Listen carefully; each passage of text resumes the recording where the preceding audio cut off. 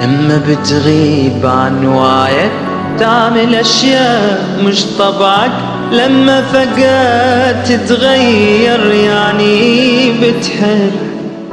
لما ما فيك تفرق بين الوهم والمنطق، لما ما بتقدر تفهم يعني بتحب. لما بتغيب عن وعيك تعمل أشياء مش طبعك، لما فجأة تتغير يعني بتحب. لما ما فيك تفرق بين الوهم والمنطق، لما ما بتقدر تفهم يعني بتحب.